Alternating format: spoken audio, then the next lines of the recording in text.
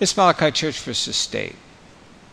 If your hands were to crumble as a leaf without water and begin to dry due to the fact that you weren't reading your word, would you then begin to read your word?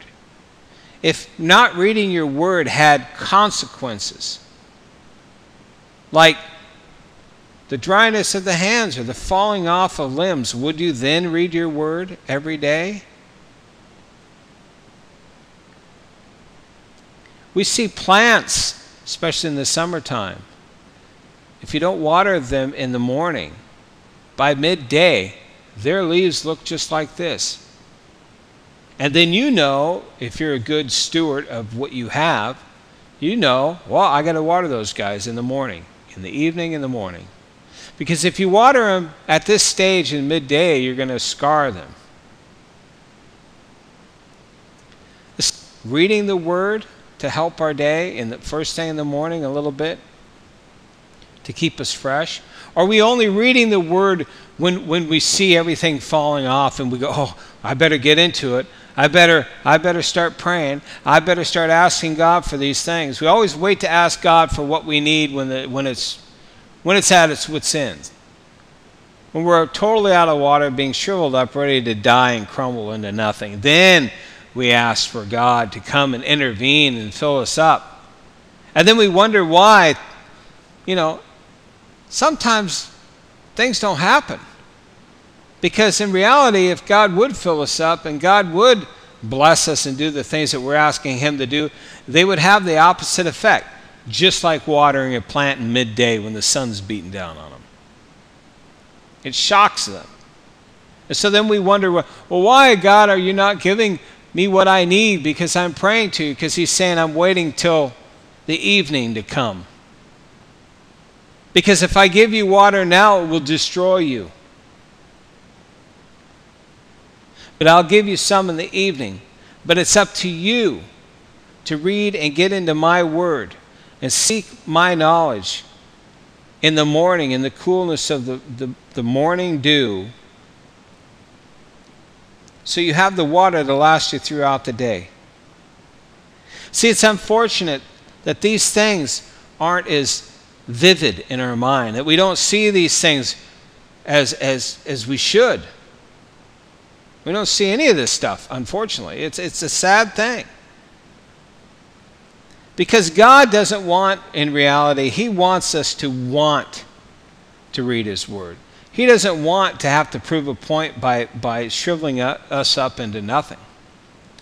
And the reason why this plant shrivels into nothing as it looks now on this picture that I have here is because all the water's gone. Well, what is the water of your life? Christ. What was the one thing that He said when He was given communion? You'll thirst no more. Water is important. We can even take this as far as during the millennium, it states there'll be no water on this earth. Why? Because Jesus is the living water. God is the living water. The Spirit is the living water that dwells within us, that nourishes us. Our bodies are made, 80% water? If not more, everything. Bite into a tomato, mostly water. A grape, mostly water.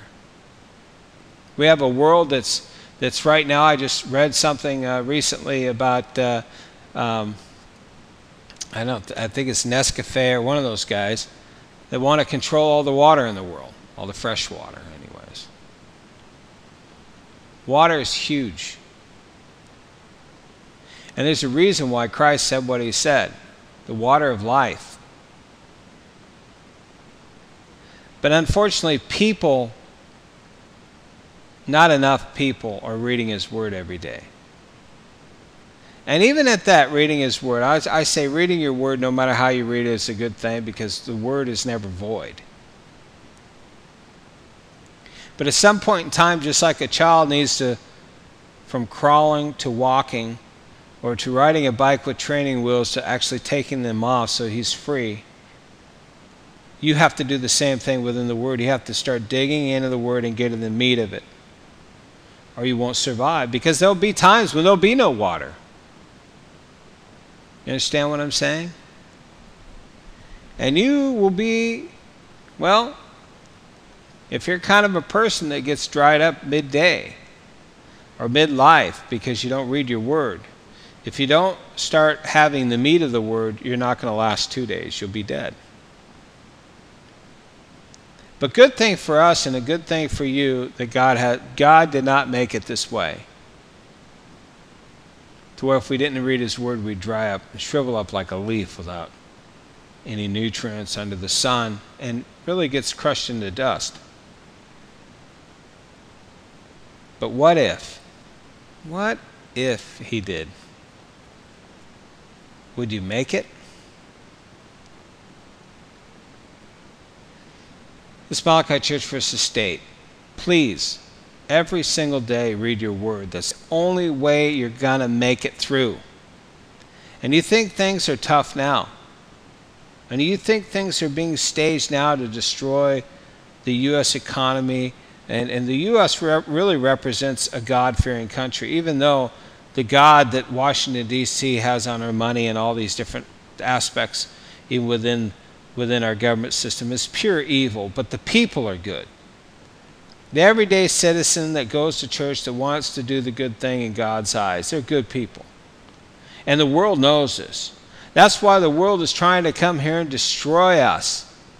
That's why our leaders are doing everything outside of America, giving billions of dollars of aid to all these other countries besides aiding its own country. Same time turning its back and allowing things to happen within our own company or country. Not company, it's actually a company. I'm not going to get into that one. But invade our own country to destroy our own country. It's because they want to destroy the spirit of man and his love towards God. Anyways, Malachi signing out. Hug your kids, call your parents, talk to your neighbor, repent and be baptized.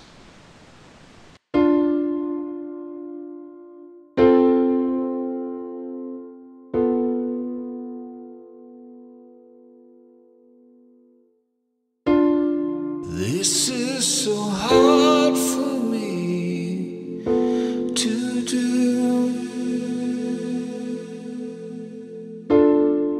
I just pray that I can see it through.